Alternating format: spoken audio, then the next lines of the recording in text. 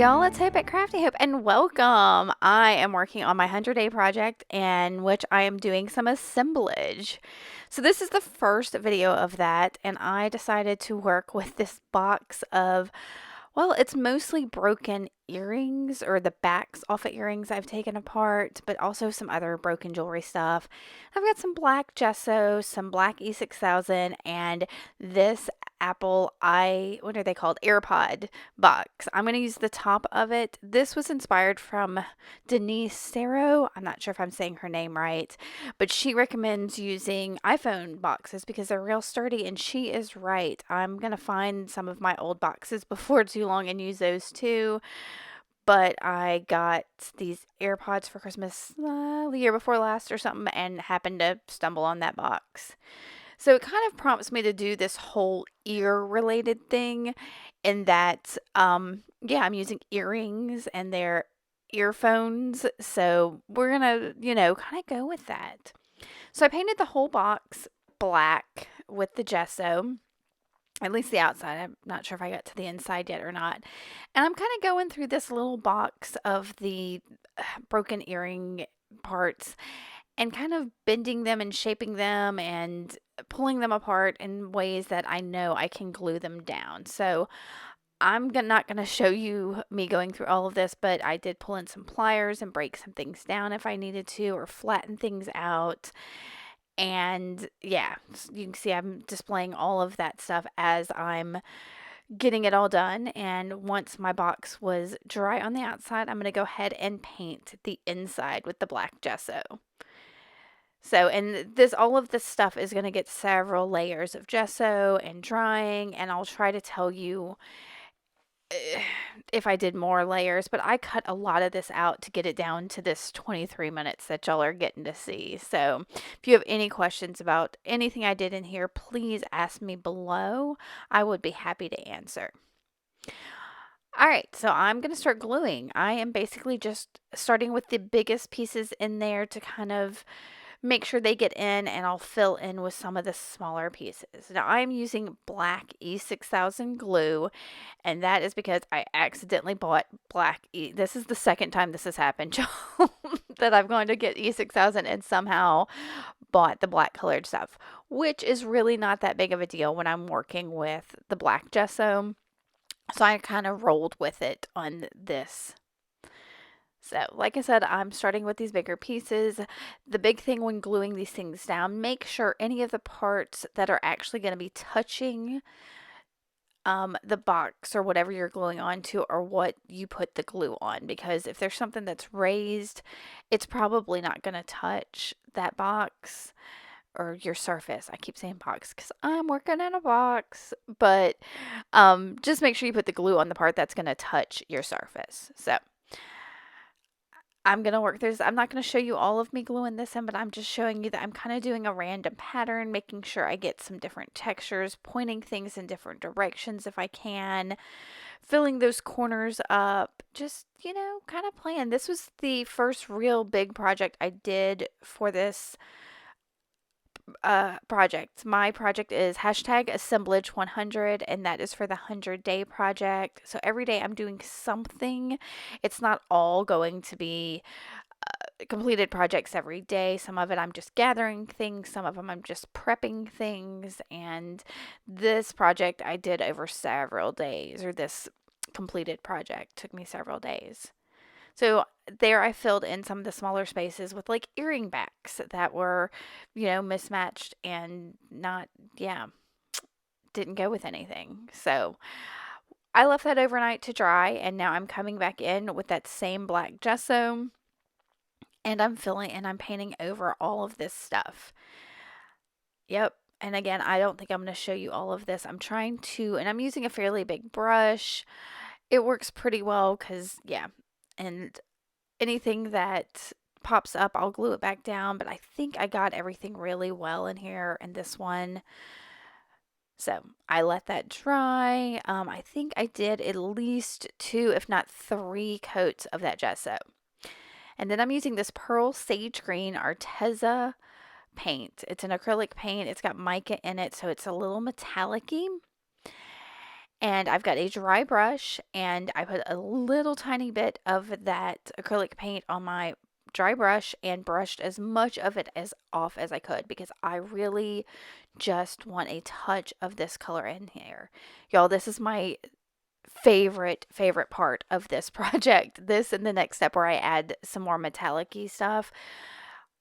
This picks up all the texture that's in all the stuff we glued in the back. I'm going to do this quite a bit during my 100-day project. In fact, right now, we're about 3 weeks in now, I guess, and I've got a project in the other room that I'm about to go do something similar to this, and I cannot wait to get in there and do it, because I'm finding that I really enjoy accenting the texture in this style.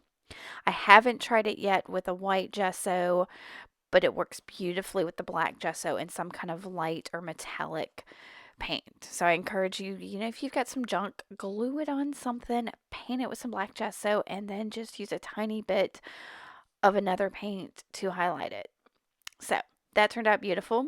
I'm going to come in with this metallic wax. It's from Art C, and this is, I can't even remember the color. I think it's like bronze, but it really ends up kind of coppery. And do you see how much of that color I just brushed off? So there's just the tracest amount on my brush so that it doesn't slop all over the place. It just helps pick up a little bit of the texture that's in there. And seriously, y'all, this is so much fun. I could do it all day long. And all you got to do is brush until you're not seeing the color go out on anything anymore. Pick up a little more of it and brush it off and go back in. So much fun. I love it, love it, love it. There'll be some close-up shots at the end of this video so you can kind of see how this turned out. But if you want more pictures or whatever, just let me know. I'll maybe try to do a blog post, and I'll have some stills there, or you can pause it at the end of the video. And yeah, I kept too much of this in because it really was just such a fun process for me. I think I'm going to clip this down here in a second. Yeah, okay. So I have got that all accented and beautiful.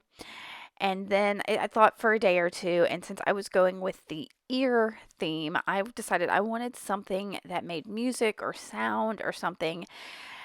And I decided on this heavy brass bell I found. I'm going to hang it with some copper wire, and then I've got that porcelain baby doll hand that is going to be added to look like it's ringing the bell. And I'm calling this all ears, like we're all ears. But anyway, I decided to touch up the gesso a little bit on the outside of the box. I don't know why I did it here. It's not really important. I'm going to add some paper around over the sides after a while. But I want you to see that gesso isn't scratch proof. So yeah, so I did touch it up a little. All right, so I wanted that wire to be coming from something to hang that bell. So I've got this just an unfinished, like, what do you, spool, like a thread spool.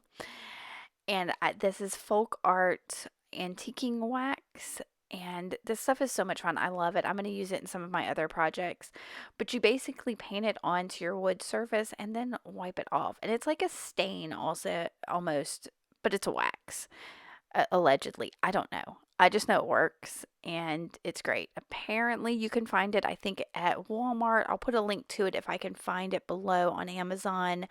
I picked mine up at Tuesday morning. I just happened upon it. So, all right. So I've got that spool done, and I want to add copper wire around it since I'm going to have this thick copper wire to hang it from, and that background has copper, so I kind of want to have the whole copper feel going on. So I've just got some cheap copper colored 20 gauge wire and a little thing of regular E6000. And I want to glue the wire in to make sure it stays. So I'm going to make a little bit of a loop at one end of the wire just to give a little more surface area for it to stick into the E6000. So I'm going to twist that wire into a little loop, press it into my E6000. I think I'm going to add a little more E6000 because the one I used was kind of dried up and gunky. Yeah. So this one is new. So I open it fresh and new. put a little glob down, and then I'm going to stick right there. And I'm going to leave that to dry. I think I'm going to move it out of the way while I do something else. Maybe. We'll see. But that extra little loop there gives you plenty of surface area. Yep, I'm going to do something else. And I grabbed, y'all, this is a page from a reproduction Sears and Roebuck catalog that I happened to pick up at like Tractor Supply. And I want to make strips to go around the outside. So I found a page that had something to do with music. It's from Columbia Records. And y'all, some of the little things written on there crack me up. I love it so much. But anyway, I realized that the width of my ruler was about the same width as that AirPod box. So I'm just tearing, yep, and I'm checking that. I'm tearing strips that are just as wide as my ruler. Now, I didn't like the amount of space that was at the bottom of that page, so I'm going to tear a couple more strips here. And oh, I wanted to mention while I'm thinking about it, that whole adding a bunch of stuff to the background and painting it black and then adding the dry brush over the top, that is inspired by Ina Salisbury. Again, I'm not sure if I'm saying her right. I'll put links to her channel as well as Denise's channel below so that y'all can go get inspired by them. Before I started this assemblage project, y'all, I watched all the YouTube videos on assemblage to kind of get inspired and learn some new techniques and think about the materials I had and wanted to use. And Denise and Ina had some great stuff. So I want y'all to watch that. There were a couple other artists that I'll try to link to later. I do have a playlist of assemblage, but it's only got like 4 or 5 videos on it. I need to add more of Ina's on there for sure. Okay, so I'm gonna just add these little strips of paper with some Mod Podge. This is matte Mod Podge. As you saw, I just spread it on my box, and I'm adding my papers. Real easy. I did let one side dry before I moved on to the other one, I believe. And I'm going to coat the outside of each of these pages as well to seal them with the Mod Podge. And I might go back later, I haven't done it yet, and coat the black gesso with the Mod Podge too, just to seal it. But I'm afraid of getting some streaks on it. That's the only thing. So I may spray it with something else. It currently stands on its own, but I keep debating whether or not I want to add feet or make it hangable at some point. I just haven't gotten to that point yet. Right now, like I said, it stands on its own, and I don't know if I'm going to try to sell these yet or if they're going to be just, my own little collection. You let me know what you think I should do with them, because right now I'm just enjoying using up a bunch of the stuff that's in my stash. That's part of reason I'm doing this project is I've got so much little bits and pieces of things I've collected over the years for one day doing assemblage. And I decided this was the year I'm going to do it. I'm going to take all that stuff, the little boxes, the bits and pieces of broken jewelry, the buttons, the spools, all the things, because I love to collect these things and I need to use them. So I am talking so much. That's why this is so long, I suppose. All right, so I've set that paper aside to dry. I'm coming back to my spool and I am wrapping that copper wire around it. I don't want it to be completely full. I just want that touch of metallic. So I'm just kind of loosely doing this until I get to about the bottom. I think I'm going to go to the bottom. I don't remember which way I did it. It doesn't really matter. It's all going to end up in the back. I want to make sure that it looks good and matches the metallic technique that's inside the box. So I'm going to clip that wire and I'm going to do, again, make a little loop. You can use round nose pliers like I'm using there, but since it can be hidden, some chain nose pliers work fine too. All you really need is a little bit of surface area to push into your E6000. So again, I'm going to leave that to dry while I don't remember what I'm going to do next. I think I walked away at this point. Yep. So I'm coming in with, oh my gosh, y'all, I'm trying to remember. I think that is some 16 gauge. It could be 14 gauge copper wire. It is a heavy duty copper wire, something I knew could hold that bell a little bit and still stand up, that wouldn't collapse under the weight of that brass bell. So I'm creating a wrapped loop. I'll put a link up here in the right corner to how to make a wrapped loop.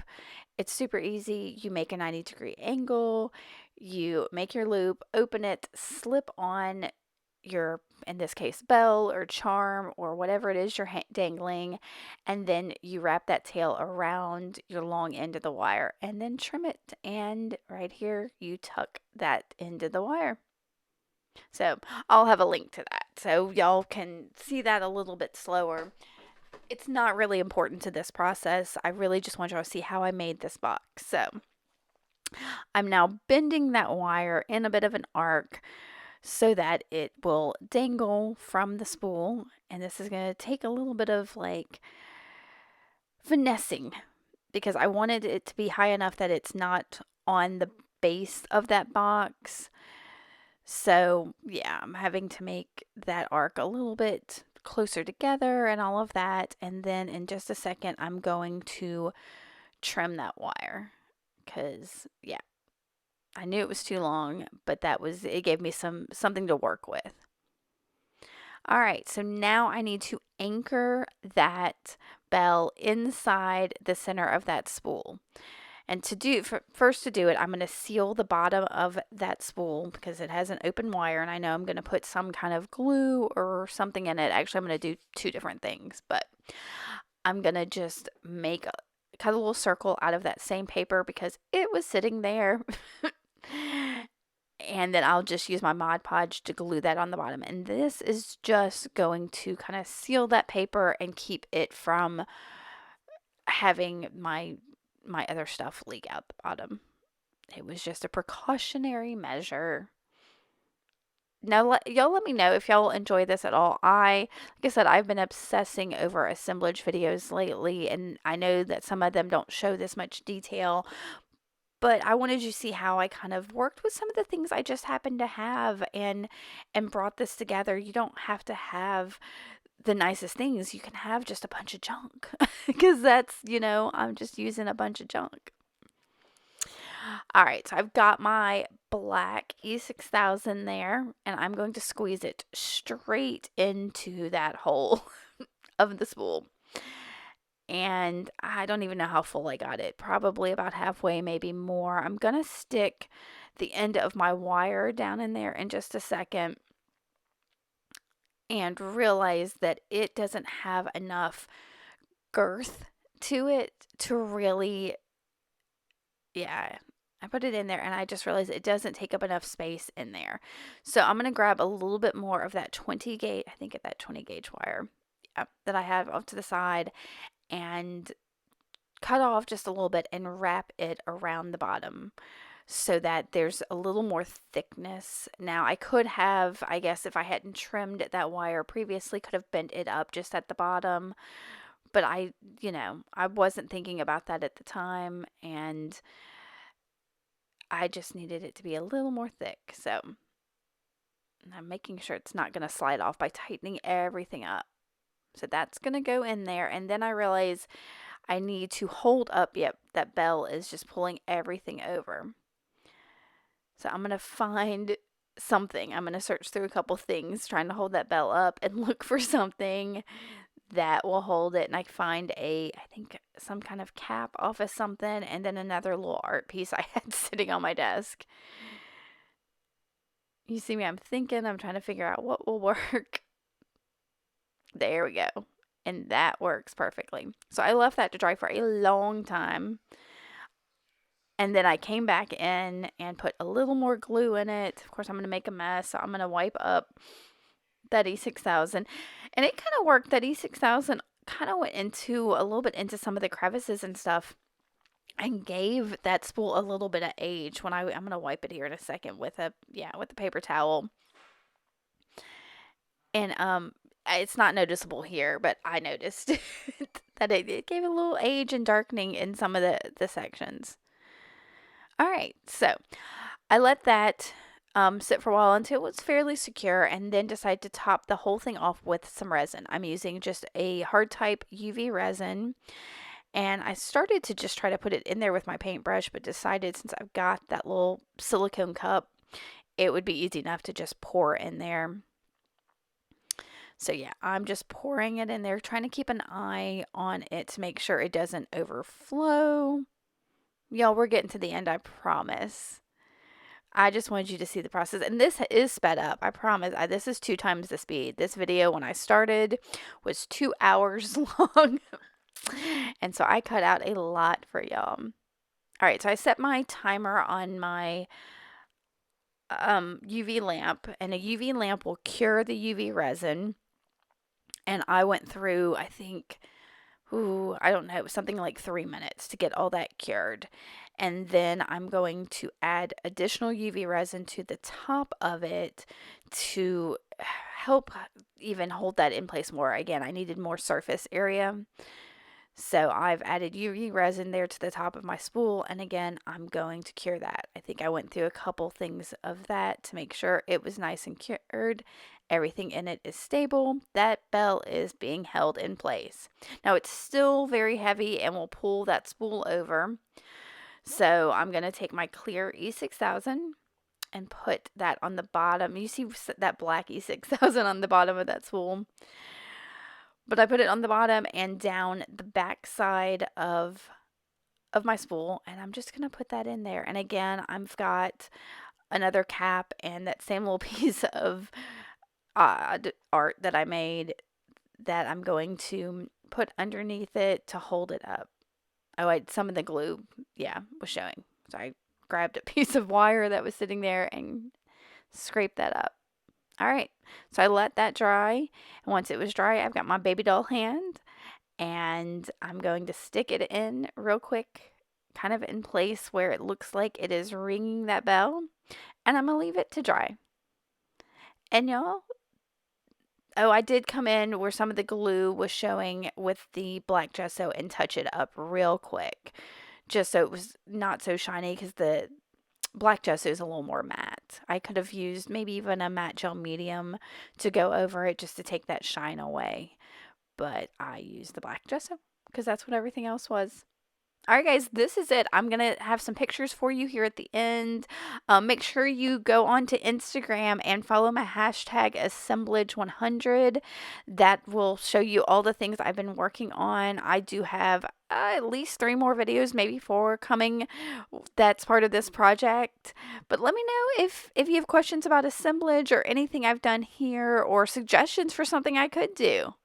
I appreciate you watching, and make sure to give me a thumbs up and to hit that subscribe button. Thanks for watching, y'all. Bye.